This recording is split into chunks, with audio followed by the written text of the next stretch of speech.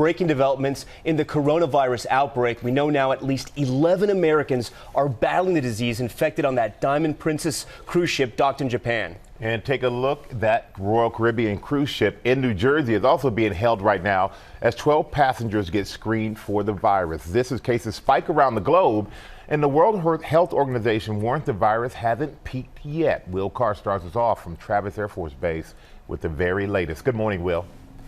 And Michael, another group of Americans evacuated from the hot zone in China landed at the Air Force Base behind me this morning. The CDC says they have been tested every step along the way. And it comes as we're seeing that in confined spaces like those cruise ships, the coronavirus is spreading quickly. This morning, 11 Americans quarantined on the Diamond Princess cruise in Japan have tested positive for the novel coronavirus. Rebecca Frazier, an Oregon resident, is just one of the 41 new cases of coronavirus discovered on this cruise ship. More than 60 passengers have now been infected.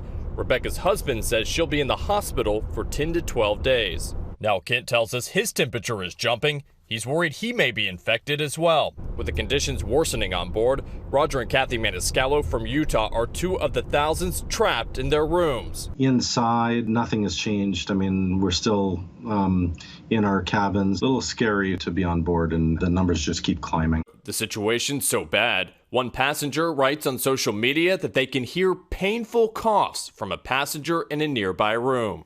And now the Chinese doctor who sounded the alarm on novel coronavirus has died from the disease he was so concerned about. Early on, Dr. Wenliang warned his colleagues that the symptoms he was seeing in several patients were similar to SARS. Shortly after, local authorities tried to silence him, some even calling his warnings fake news. While Dr. Li was only 34, a new report shows that the median age of coronavirus patients appears to be between 49 and 56. And that cases in children have been rare. There are also new reports that the Chinese government is doubling down on its efforts to contain the virus, including house-to-house searches in Wuhan, now essentially a ghost town, reportedly rounding up those infected and placing them in makeshift quarantine centers. Meanwhile, as hundreds of Americans, including these two planes this morning, have evacuated from Wuhan to military bases here in the United States, at least 9 of the evacuees, including Frank Wuczynski and his 3-year-old daughter Annabelle, have been taken to the hospital after exhibiting symptoms. We've been in this hospital probably for the next 3 days until the CDC results come back. And this morning, the first possible cases of coronavirus on board a ship docking in the United States. This Royal Caribbean ship arriving in Bayonne, New Jersey with 12 Chinese nationals on board. They've been isolated after experiencing breathing problems and other pulmonary issues. The CDC is now rushing to that ship in New Jersey to test all of the passengers showing symptoms. And as for those Americans who have evacuated from China, by the end of the day, there will be around 1,000 at military bases across the country. Cecilia. Okay, Will Carr, thank you. And we are now joined by Carrie and Roger Maniscalco of Utah. They are on that Diamond Princess cruise ship that Will was just telling us about. Thank you both so much for joining us. We cannot even begin to imagine what you have been going through. This was supposed to be a 2-week cruise. You're going to be on this ship for a month. What are the conditions like? They're somber. It's pretty quiet on the ship just because, I think everybody's still initially in shock. Today is day 3, and so it's still pretty quiet. Everybody's still in their rooms, so. It's been tough with the news of another 41 passengers being sick. It just kind of quieted down even more. So, it's been tough. Are you talking to us right now from your room on the cruise ship? Yes. That's correct. And how are you both feeling at this point?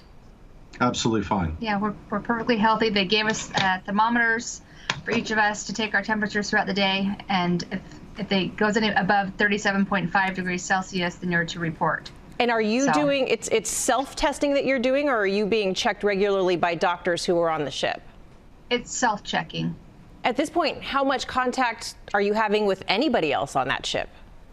None. Just you guys in the room alone? Yes. That's it. Can you leave the room at all? We've been here for about 4 days. No. We're not allowed to.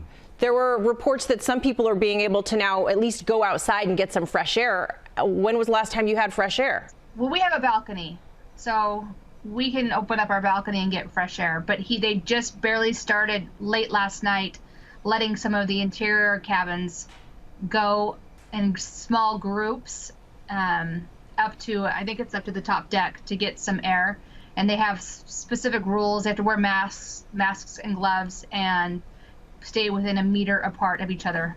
Yeah, and they're being watched as well to make sure they follow those rules so that they can just continue to do so.